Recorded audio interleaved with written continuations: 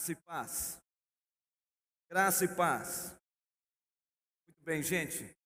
Vamos aqui nos organizando. Quero dizer aos irmãos e às irmãs que essa semana foi uma semana desafiadora para todos os irmãos.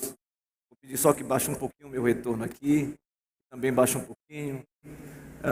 Os irmãos sabem que nós fizemos toda uma mudança de todos os aparelhos de som que estava do lado direito, do seu lado esquerdo, para que nós pudéssemos fazer o musical, e o musical foi uma bênção.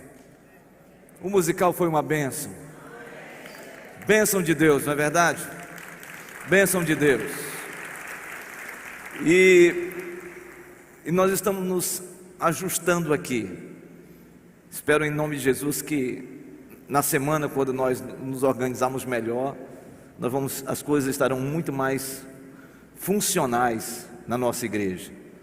Principalmente agora que nós temos o nosso berçário, então os irmãos podem trazer, e por gentileza você que está participando conosco, que pastor, eu estou com dificuldade dos meus filhos, agora pode trazer seu filhinho para o berçário maternal, está tudo certo, bênção de Deus, a equipe está lá.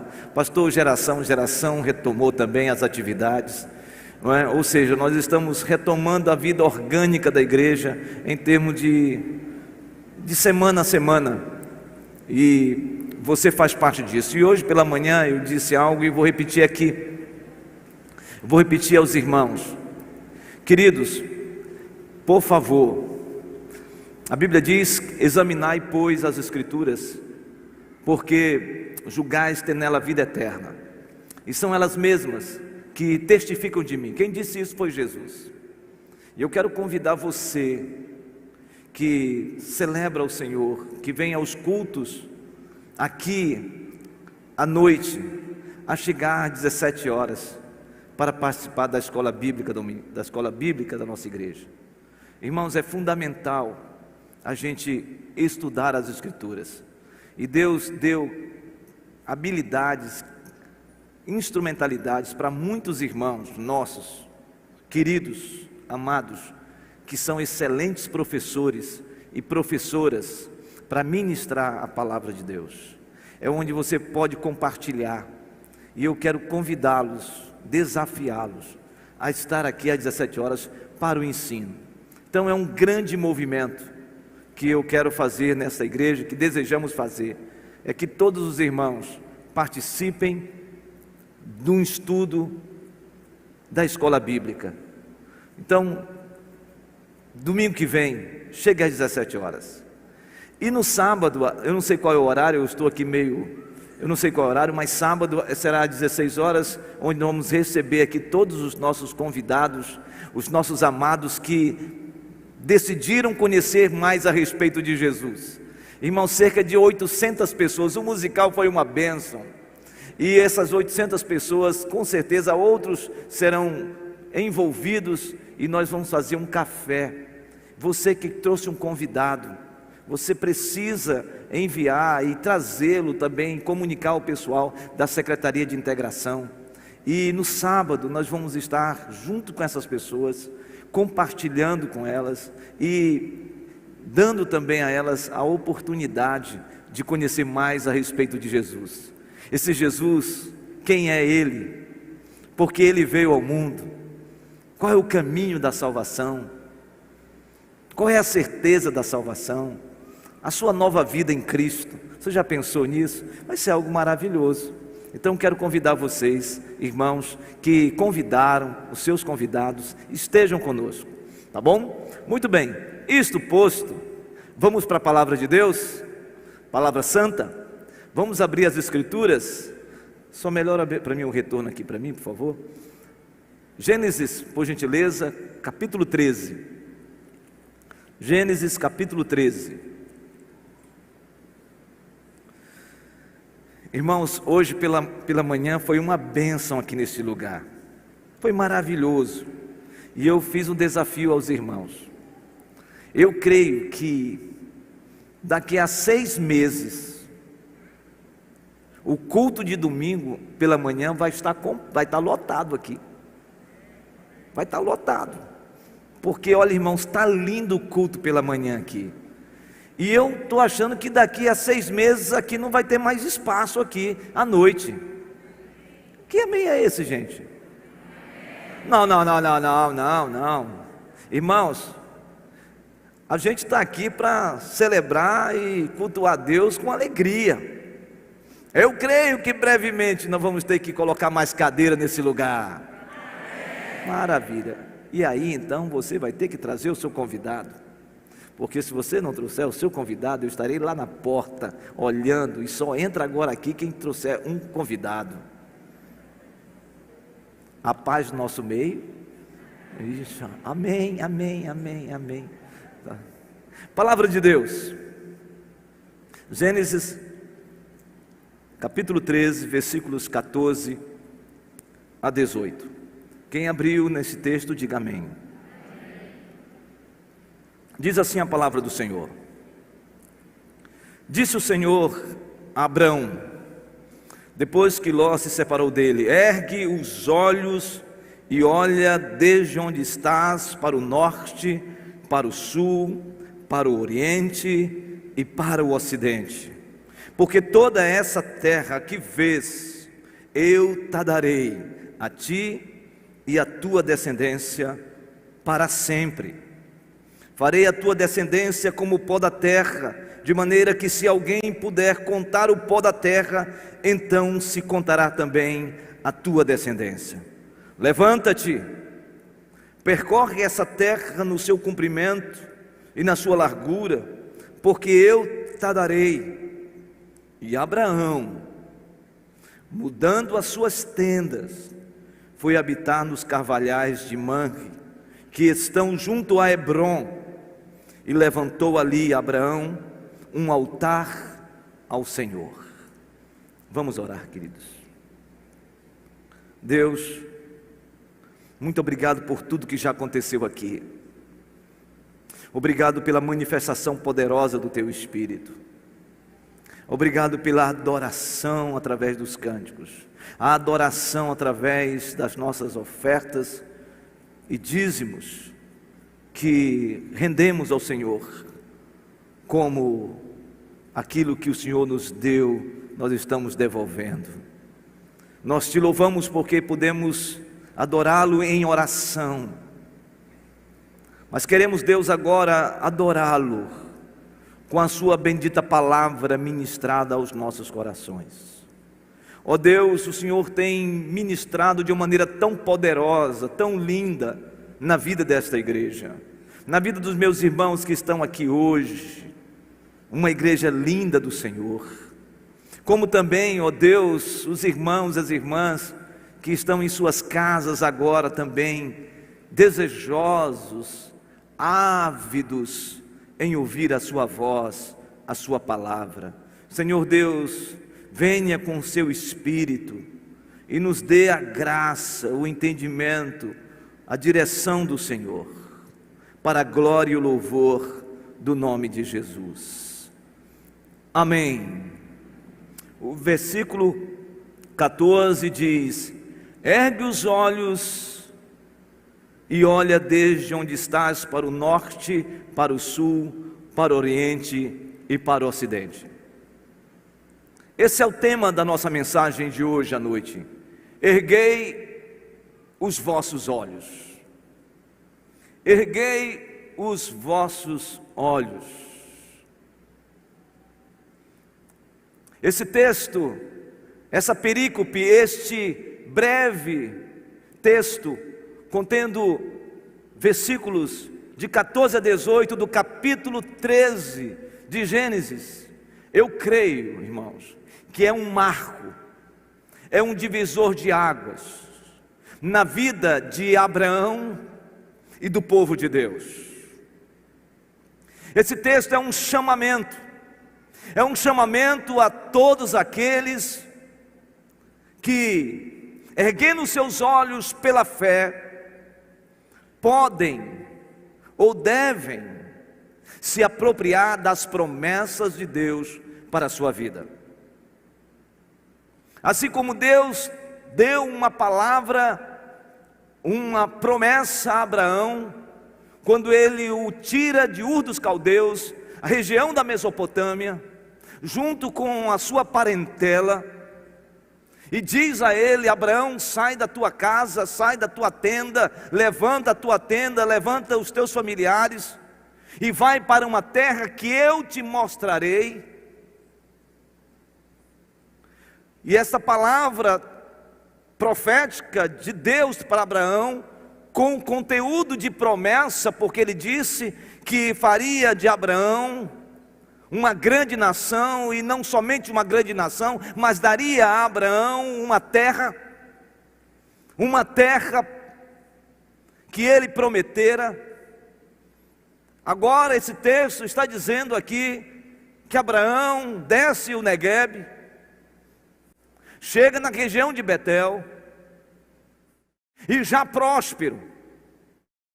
Se você observar o versículo 1 até o versículo 13 do capítulo 13 de Gênesis, você vai perceber claramente que o texto fala de que tanto Abraão quanto ao seu sobrinho Ló, eles eram prósperos, eram homens dotados de riquezas que Deus lhes dera, e mais ainda, crescia tanto o gado de Abraão quanto o gado de Ló, a ponto da terra não sustentar mais esses dois homens ricos com o seu pastoril. E a Bíblia diz: por causa disso, houve contenda, litígio entre os pastores de Abraão e os pastores de Ló. Eles entraram numa briga por causa da terra. E por causa disso, Deus então move o coração de Abraão. E Abraão diz ao seu sobrinho Ló: não convém que continuemos juntos na mesma terra, e que não haja contenda entre mim e ti. Por causa disso, escolhe. E Abraão, com um coração generoso, ainda diz: escolhe a terra que você desejar, na região de Canaã, e para onde tu fores, eu irei ao oposto da tua trilha. Se tu fores para a direita ou para a esquerda, eu irei para a direita, e se tu fores para a direita, eu irei para a esquerda.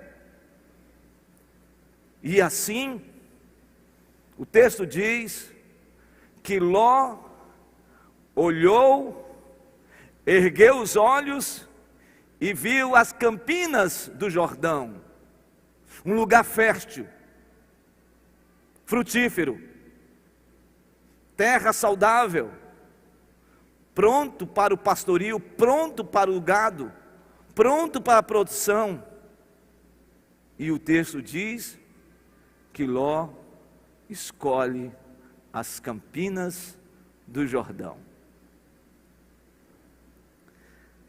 Esse texto aqui que nós lemos vai nos ensinar pelo menos 3 princípios que eu creio que tem tudo a ver comigo e com você nesta noite.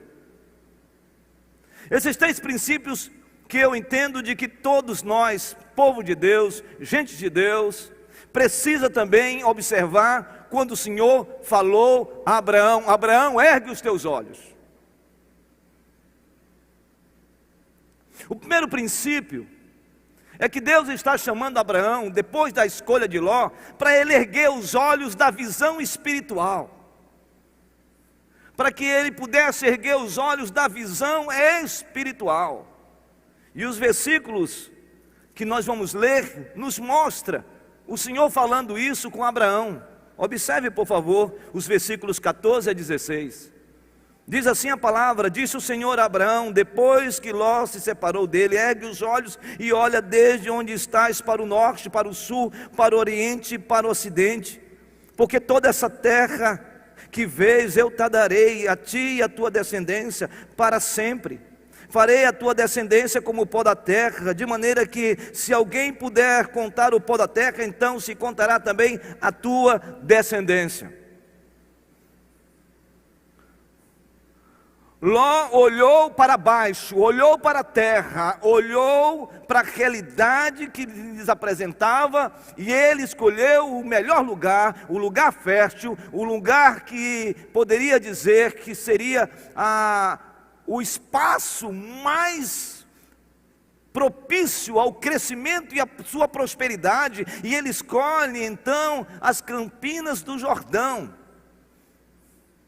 Eu fico imaginando esta cena, quando Deus percebe então que Ló faz esta opção, o que fica para Abraão é uma terra, e a terra é terra de Canaã também, mas era uma terra que ele teria que fazer os enfrentamentos, uma terra que ele teria que ter os enfrentamentos quanto aos grandes desafios, obstáculos que estavam por vir.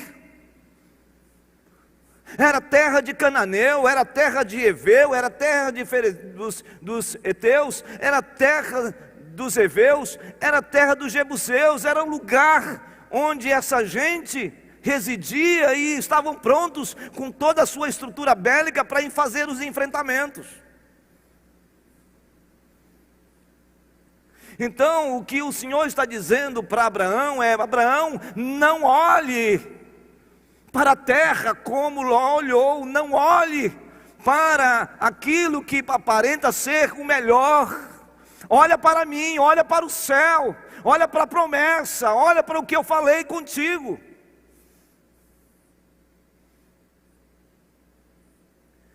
Eu quero só chamar a sua atenção para a gente entender muito claramente que terra é essa, porque no versículo 18 nós encontramos dizendo que Abraão ele foi para os cavalhais de Manre, e essa região é a região de Hebrom.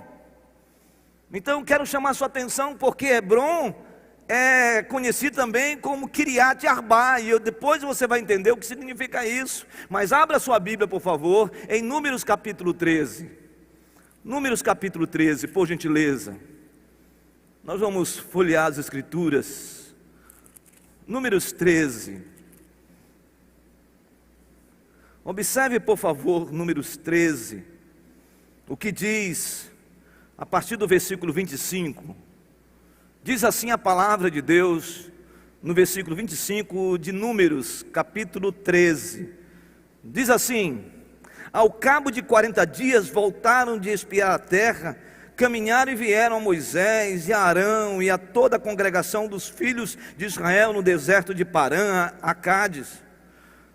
Deram-lhes conta e eles e a toda a congregação, e mostraram-lhes o fruto da terra. Relataram a Moisés e disseram: fomos à terra que nos enviaste, e verdadeiramente mana leite e mel, este é o fruto dela. Aí você fica imaginando essa cena, esses 12 espias, representando as 12 tribos de Israel, eles são chamados por Moisés para espiar a terra de Canaã, a terra que mana leite e mel, e eles entram na terra. E eles vão para várias regiões, e eles entram numa região onde há uma produção linda, extraordinária de uvas, um cacho de uva grandioso. Então eles vêm com frutas, eles vêm certamente não só com uvas, mas com tâmaras e tudo mais, e apresentam para Moisés, dizendo: olha, algo poderoso, algo extraordinário tem nesse lugar, essa terra realmente mana leite e mel, é terra produtiva, é terra abençoada, é terra maravilhosa, vamos entrar e vamos conquistar essa terra. Mas observe o que o texto diz, a partir do versículo 28. O povo, porém, que habitava nesta terra é poderoso, disse eles, e as cidades muito grandes e fortificadas. Também vimos ali os filhos de Anak. Os filhos de Anak são descendentes de Kiriat Arba. Arba, esse nome significa um homem que era um gigante, era um homem que tinha um poder muito grande. Ele era dono de uma região. E o texto continua: os amalequitas habitam na terra do Neguebe, os heteus e jebuseus e os amorreus habitam na montanha, os cananeus habitam ao pé do mar e pela ribeira do Jordão. Aí o versículo 31 diz: Porém os homens que com eles tinham subido disseram: não poderemos subir contra aquele povo, porque é mais forte do que nós. E diante dos filhos de Israel infamaram a terra que haviam espiado, dizendo: a terra pelo meio da qual passamos a espiar é terra que devora os seus moradores, e todo o povo que vimos nela não são homens de grande estatura. Também vimos ali gigantes, os filhos de Anak, são descendentes de gigantes, e éramos aos nossos próprios olhos como gafanhotos, e assim também o éramos aos seus olhos. A cena era essa. Eles olharam a terra, viram a terra boa. Os 10 espias disseram: a terra é boa, mas é uma terra perigosa, é uma terra onde tem um povo com estrutura bélica, um povo perigoso, um povo que certamente irá nos vencer. São os amorreus, são os jebuseus, são os heveus, são os heteus. Essa gente toda está lá nessa região. E eles dizem mais ainda: não convém que a gente entre nessa terra. Sabe por quê? Porque há gigantes nessa terra, e quando nós olhamos para eles, nós nos sentimos como gafanhotos, e com certeza eles também nos veem como gafanhotos, porque eles são gigantes. Agora observe a resposta de Calebe e Josué, no caso aqui Calebe. Verso 30 diz: então Calebe fez calar o povo perante Moisés e disse: eia, subamos e possuamos a terra, porque certamente prevaleceremos contra ela. Agora eu quero que você observe essa dinâmica. O povo de Deus não entrou na terra por causa da incredulidade, por falta de visão, e por causa disso ficaram 40 anos no deserto, peregrinando, e uma geração toda foi dizimada. Mas Deus levanta ainda Josué e Calebe, e eles atravessam o Rio Jordão com o povo de Deus, uma nova geração, e conquistam a terra de Canaã. E após eles conquistarem agora, ainda há lugares para serem conquistados. E então acontece algo importante que eu quero que você observe à luz das Escrituras em Josué capítulo 14. Por favor, Josué 14. Josué capítulo 14.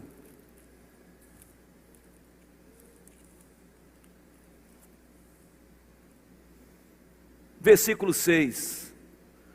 Veja esse texto.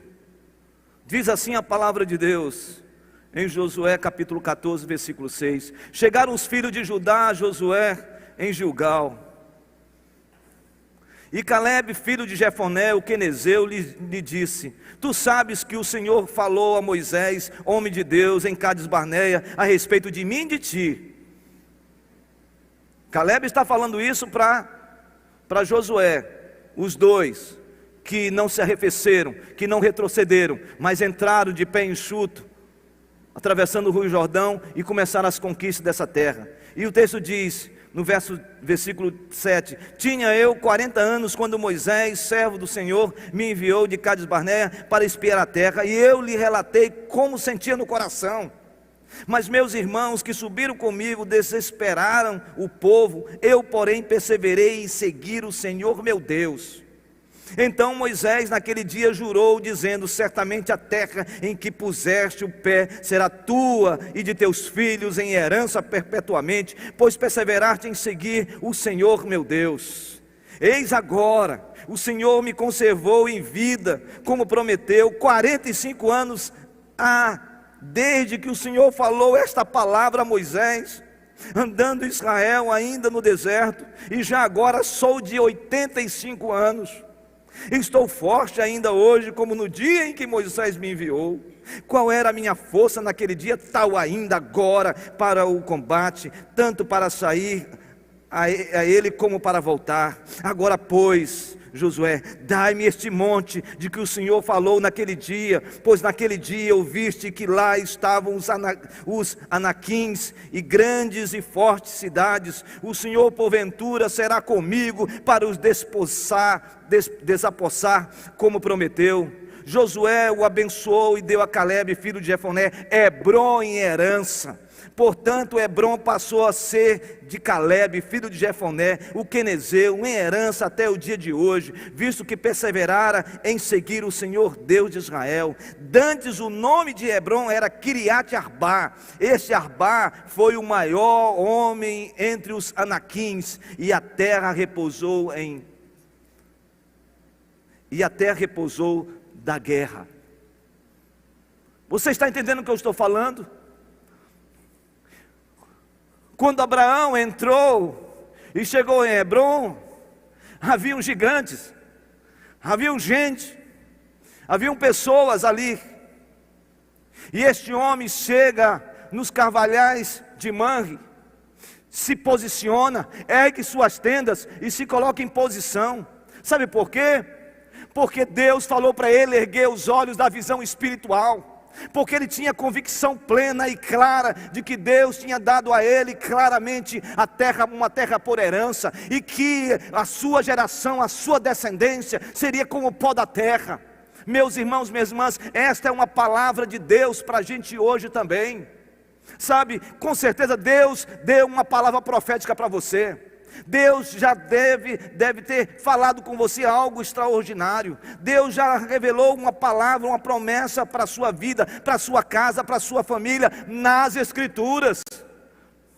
E talvez você esteja exatamente olhando como Ló olhou, para baixo, para a terra, e vendo somente as iguarias, e não observando de que aquela promessa, a despeito de ser desafiadora, a despeito de ser uma luta grandiosa, talvez gigantes, problemas que você esteja enfrentando, mas foi Deus que falou para você, que Ele deu esta promessa. Foi Deus que disse que iria mudar a história da sua casa. Foi Deus que falou para você que iria mudar a história das suas finanças. Foi Deus que disse para você que o seu filho é de Deus e Ele vai restaurá-lo. Foi Deus que falou com você em alguma área da sua vida, e não importa os gigantes, não importa a dificuldade, erga os olhos para o céu, erga os olhos para Deus, contemple Deus e creia nesse Deus poderoso que vai fazer infinitamente mais na sua vida. E todos os Kiriat Arbá, ou seja, Arbá da vida da nossa vida, serão todos eles destruídos, serão todos eles vencidos, porque quando Deus promete algo na nossa vida, Ele cumpre a sua promessa. Ele cumpre a sua promessa. Sabe, irmãos, a gente muitas vezes fica olhando para baixo, olhando para a terra.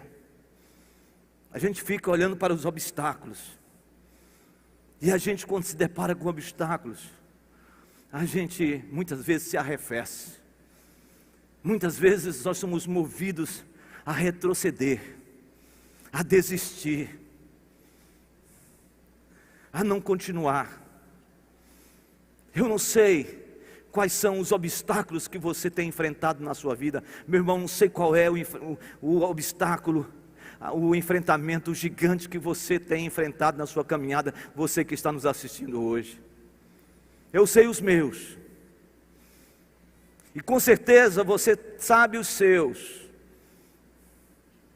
E eu quero dizer aos irmãos, se Deus falou algo conosco, se Deus prometer algo na sua palavra a nós, não importa o obstáculo que você esteja enfrentando, você vai sobrepujar esses obstáculos em nome de Jesus, porque o Senhor é contigo. Sabe, queridos, esses dias têm sido dias muito difíceis. Se tem alguém nessa igreja, porque há muitas pessoas que dizem: pastor, fulano está falando de mim, fulano fala de... pastor, tem gente se levantando contra a minha vida, pastor, tem gente puxando meu tapete. Eu quero dizer para você que a pessoa mais falada nessa igreja sou eu. Então você fica em paz, você fica em paz, porque o que falam a meu respeito, irmãos, se você não me conhecesse, se você não soubesse que eu estou aqui há 9 anos nessa trilha, e que eu vivo uma vida para a glória de Deus, procurando viver em retidão, irmãos, vocês não seriam mais membros dessa igreja.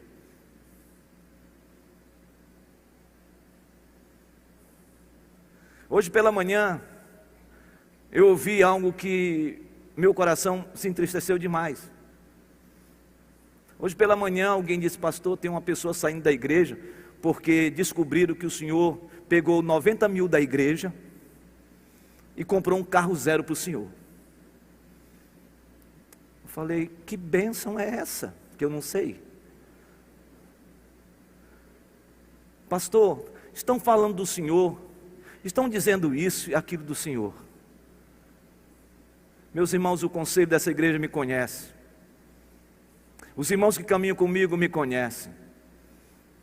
E sabem de que eu jamais faria algo que iria macular o púlpito dessa igreja. Eu quero dizer para essas pessoas que têm palavras malditas contra a liderança dessa igreja, de que enquanto nós pastorearmos essa igreja terá um púlpito imaculado para a glória de Deus. Eu jamais subiria no púlpito da igreja sem que eu tivesse uma vida como qualquer outro, cheio de dificuldades, de pecados e mazelas. Mas eu posso lhe garantir uma coisa, que eu jamais subiria no púlpito de uma igreja se eu não estivesse em paz com Deus, em paz com a liderança da igreja e em paz com a minha esposa que senta na frente e me conhece como eu sou. Então são os gigantes, são os falatórios. E sabe, teve uma hora que eu disse assim: eu não estou nem com vontade de orar, porque se eu orar eu vou amaldiçoar essa boca maldita. Mas saiba de uma coisa, é necessário restaurar e resgatar nesta igreja a autoridade espiritual. Essa igreja tem autoridade espiritual. Essa igreja tem pastores e presbíteros idôneos, ilibados, sérios, comprometidos com Deus. Essa igreja tem gente que ao longo da caminhada, e eu sei porque o que está acontecendo, é porque Deus está fazendo algo grandioso, é porque o Senhor está fazendo algo extraordinário. Sabe, nós já passamos por todo tipo de gigantes nessa terra durante esses 3 anos. Nunca essa igreja, nenhuma outra igreja passou pelo que essa igreja já passou. Nunca ninguém passou pelo que essa igreja já enfrentou. Eu não tenho dúvida, pode ser igual, mas não como essa igreja. Uma igreja que durante 3 anos enfrentou uma pandemia avassaladora. Uma igreja que ficou 8 meses sem ter cultos aqui, mas resistindo, sendo resiliente. Uma igreja que recebeu um colapsar total de uma estrutura que caiu. Uma igreja que pegou fogo nos materiais que eram de construção e também para essa igreja. Uma igreja que passou por tudo isso e em 6 meses Deus levantou novamente todas as coisas. Sabe por que isso? Não é por causa do pastor Francisco, não é por causa do conselho, é porque o Senhor disse para essa igreja: erga os olhos para o céu e vejam a minha glória. E foi Deus que fez esta obra poderosa para que a gente creia de que Deus fez algo em 6 meses. Como Ele fez nessa igreja, Deus é capaz de fazer algo extraordinário, exponencial na sua vida, na sua casa, na sua família, em nome de Jesus. Em nome de Jesus. E se alguém quer saber da minha vida, pode falar comigo, eu direi tudo.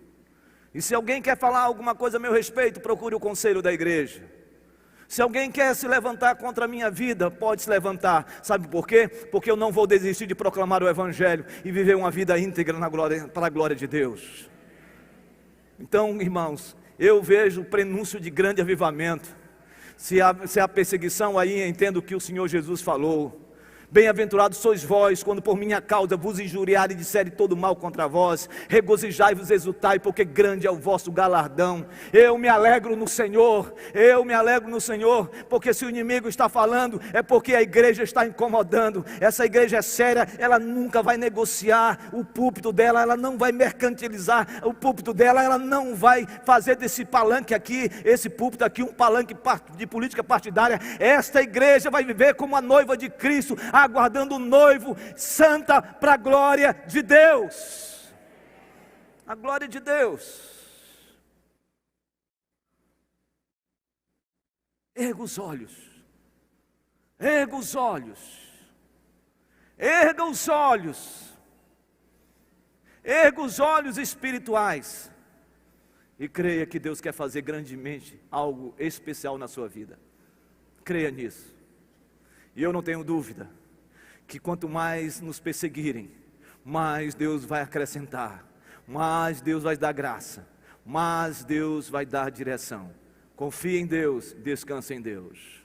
Erga os olhos da visão espiritual. Em segundo lugar, o segundo princípio é erga os olhos da fé. Erga os olhos da fé. Aí o versículo 17 me chama a atenção. Versículo 17 diz assim: levanta-te, percorre essa terra no seu comprimento e na sua largura, porque eu te darei. Eu fico imaginando a cena que o Senhor diz assim: ergue os olhos, Abraão. E ele ergueu os olhos. Ele contemplou: eu estou te dando esta terra por herança, aquela promessa que eu te disse em Gênesis capítulo 12, versículo 1. Eu estou te dando essa terra. Mas mais do que isso, o texto diz que ele daria também uma grande geração, e ele está em contemplação.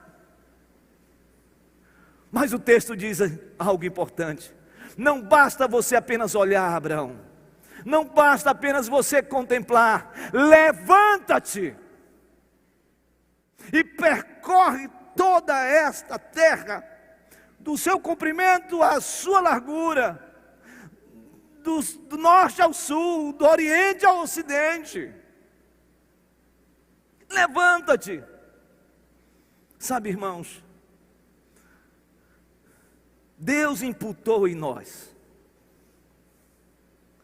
a fé salvífica, a fé salvadora. Foi Deus que derramou pela sua graça esta fé em nós.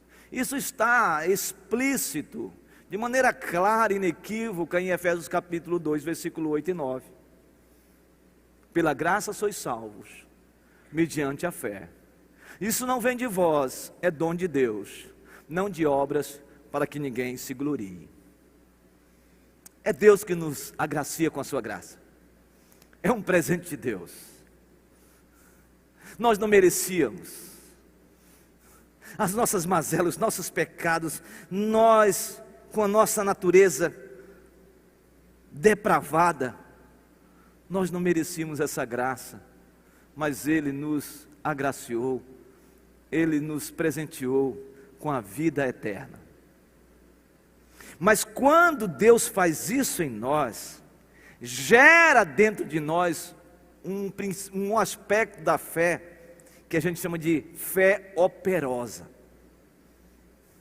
A fé salvadora gera a fé operosa, ou a operosidade da fé. É quando eu, crendo, sabendo de que eu fui salvo pela graça, que Deus me encheu e imputou em minha fé, agora eu preciso exercitar essa fé.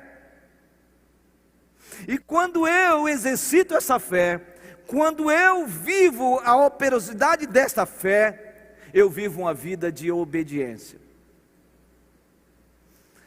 É intrinsecamente ligada à obediência à fé. O que eu estou dizendo aqui é que quando Deus disse para Abraão: levanta-te, esse homem se levanta. Ele não fica na inércia, ele não fica na zona de conforto, ele não fica parado, ele recebe aquela palavra de autoridade, ele recebe aquele ato imperativo: levanta-te, e ele se coloca de pé, e ele então começa a percorrer toda a região que Deus lhe deu por herança.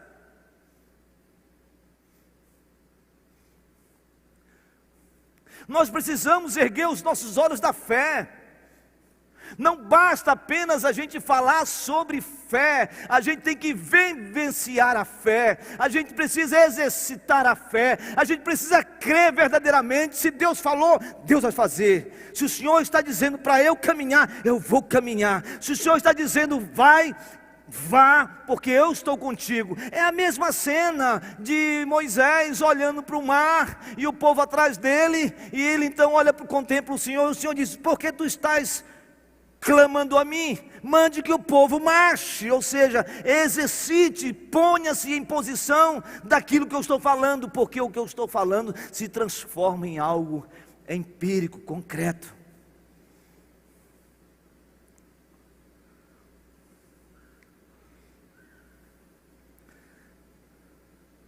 Em 1 Reis, capítulo 18, versículo 41, nós encontramos uma cena onde Israel estava 3 anos e 6 meses sem cair uma gota de água sequer, por causa do pecado do rei Acabe, pecado de idolatria e pecado de apostasia.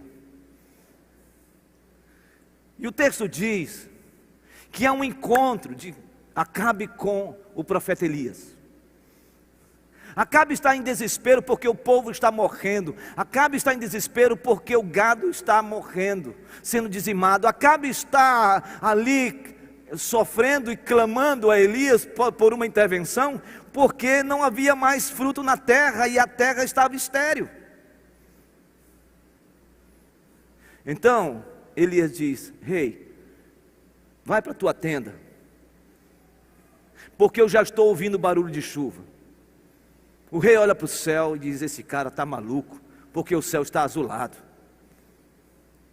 E diz a Bíblia que ele curva a cabeça entre as pernas, e ele então tem clareza de que havia barulho de chuva, mesmo o céu azulado. Ele chama o seu discípulo e diz: sobe no cume do Carmelo e veja se tem algum vestígio de uma nuvem que pelo menos dê a ideia de chuva. E por 7 vezes esse discípulo subiu. Na 7ª vez ele volta, e quando ele volta ele diz assim: Elias, o céu está totalmente azulado e límpido, mas no final do horizonte eu vi uma nuvem que comporta na minha palma, na palma da minha mão, na palma da mão de um homem. Quando ele diz isso para o profeta Elias, Elias dá ali um grito, e aí, irmãos, nesse momento pentecostal, ele disse: aleluia! Já estou vendo uma chuva cair aqui, e uma chuva torrencial. E aí o discípulo olha e diz: está complicado, como eu vou falar para o rei de que está vindo chuva, se o céu está azulado e eu estou vendo apenas uma nuvem? O texto diz que através daquela nuvem, o céu se enegreceu, e uma chuva torrencial caiu sobre Israel.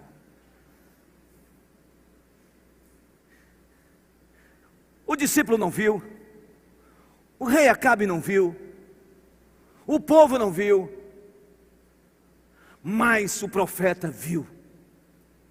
Ele viu algo pela fé. Ele ergueu os olhos da fé e contemplou aquilo que ainda não estava acontecendo, como algo real que estava acontecendo. Fez exatamente isso. É a gente crer naquilo que ainda não está acontecendo, mas vai acontecer. Será que você não está entendendo de que talvez você esteja enfrentando uma luta, uma enfermidade, uma guerra familiar, um problema na sua caminhada, um gigante grandioso na sua frente? Você está vendo ele, está assustado, quando ele já foi vencido, quando a doença será curada, quando a sua família será restaurada, quando a sua vida espiritual será cheia de Deus. Se Deus falou com você, creia. Creia de que uma nuvem ainda informe pode formar uma grande chuva, e não é qualquer chuva, é uma chuva serôdia. E eu creio pela fé, em nome de Jesus, aquilo que você tem buscado, aquilo que você tem clamado, aquilo que você tem pedido, se você crer e colocar sua fé em ação, você vai ver o milagre de Deus. Aquilo que não existia vai existir, aquilo que não estava acontecendo vai acontecer. Creia na promessa de Deus pela fé. Eu creio, Senhor, que o Senhor me dará a vitória sobre esta minha causa, em nome de Jesus. E descansa o coração. Descansa o coração. Descansa. Porque fé também é descansar. É esperar em Deus. É esperar que depois de 3 anos, 6 meses vai cair chuva. É esperar que em meio a uma terra que não foi a melhor terra, será a maior terra e a terra mais frutífera, a terra da promessa, a terra de Canaã, e os inimigos seriam vencidos. É levantar e ir. Nós precisamos nos levantar. Nós precisamos nos levantar contra todo tipo de maledicência. Nós precisamos nos levantar contra todo tipo e nos indignarmos quando as pessoas falam mal de você e quando levantam-se contra você. Não é para você brigar e não é para você fazer outra coisa. É para você descansar em Deus, dizendo: Senhor, o Senhor é a minha justiça, o Senhor está comigo, o Senhor me conhece, o Senhor sabe da minha vida, eu vou descansar em Ti. É você descansar quando alguém está puxando o seu tapete, quando você está no seu trabalho e fez algo contra você. É você descansar quando vem as setas contra a tua casa, contra o teu casamento, contra a tua família. É você descansar quando você acha que vai ser impossível acontecer. Deus pode transformar, Deus pode fazer algo tão poderoso, gerando em você alegria e paz no coração, sabendo de que Ele está no controle e Ele vai te dar essa vitória. Você precisa crer. Nós precisamos crer. Nós precisamos crer. Erga os olhos da visão espiritual. Erga os olhos da visão espiritual. Esse é o segundo princípio. O terceiro princípio está no versículo 18. Diz assim: e Abraão, mudando as suas tendas, Gênesis 13, 18, foi habitar nos carvalhais de Manre, que estão junto a Hebrom, e levantou ali um altar ao Senhor. O que me alegra nesse texto é que Abraão levantou um altar.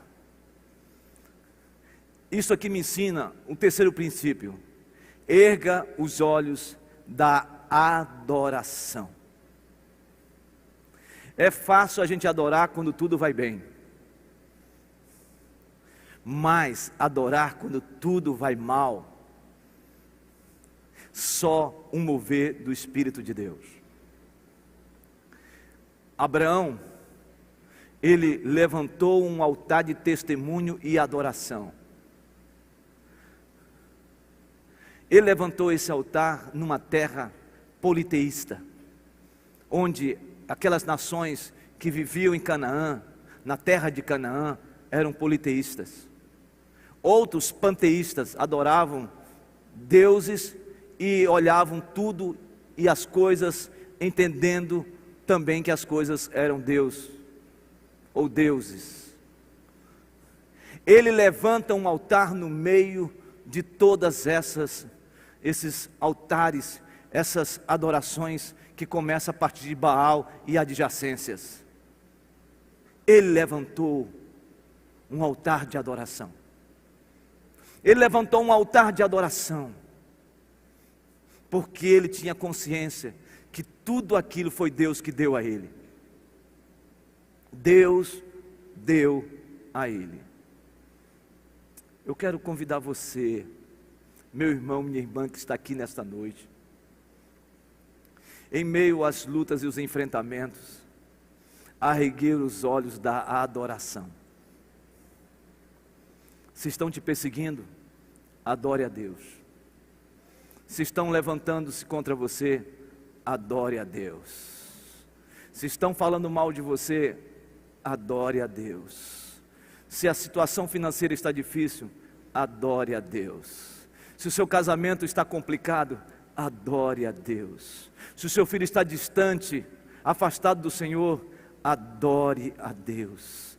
Se você está passando por uma enfermidade, adore a Deus. Adore. Adore-o na beleza da sua santidade. Porque quando a gente adora, a gente se desnuda. Quando a gente adora, a gente abre mão dos nossos pressupostos. Quando a gente adora, a gente para de olhar para o nosso umbigo. Quando a gente adora, a gente para de ser egoísta. Quando a gente adora, a gente passa de ser invejoso. Quando a gente adora, a gente passa e deixa de ser alguém mesquinho, avarento. Quando a gente adora, a gente começa a compartilhar. Quando a gente adora, a gente tem um coração altruísta.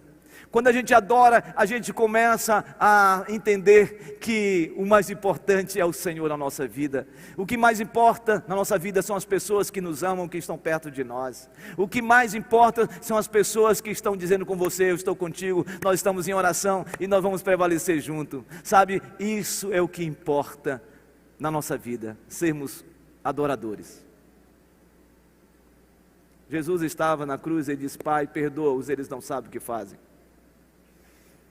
Então, quando a gente adora, a gente perdoa. Quando a gente adora, a gente se cala e deixa Deus agir. Quando a gente adora, a gente contempla de que as promessas que Ele falou que nos daria, elas vão acontecer. Aleluia, aleluia. Quando a gente adora, a gente descansa a alma em Deus. O meu desejo nessa noite é que você erga os olhos de uma profunda visão espiritual, sabendo de que Deus prometeu algo especial para a sua vida. Que você erga os olhos da fé, exercitando e crendo que o impossível vai se transformar no possível, porque para Deus nada é impossível. Que você erga os olhos da adoração e descanse o seu coração em Deus, e não abra mão das promessas que Ele colocou no seu coração. E assim nós vamos prevalecer e nós venceremos todas as coisas em nome de Jesus. Minha palavra para você hoje é: erga os seus olhos para o céu e ouça a voz de Deus em nome de Jesus.